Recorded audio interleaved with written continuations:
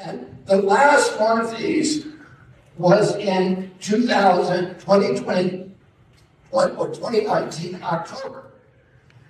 And it was hosted by Bill Gates, by Fauci, and by April Hayes.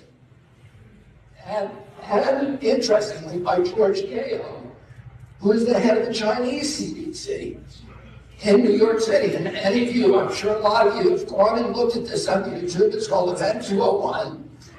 And the fourth simulation that day, the last one, is all about how you use the pandemic as a pretense for clamping down totalitarian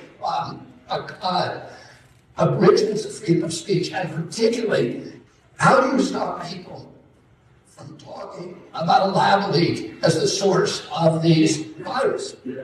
Now, this is October 2019.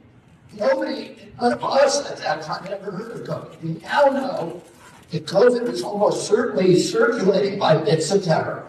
On September 12th, the Chinese government kicked down the door of the Wuhan lab, brought in General Wei, which is a bioweapons expert from the People's Army, to run the lab and remove all the gain of function studies from their public-facing websites and all of the genomic sequences from all the viruses.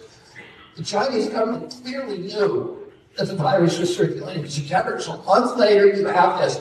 That same week, Bill Gates, who was overseeing this simulation, made a 1.1 million shares of BioNTech vaccine, which later became the Pfizer vaccine.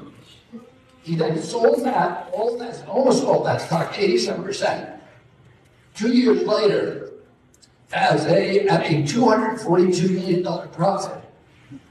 And a week after that, he publicly announced the vaccine didn't work. This has been kind of pump and dump scheme.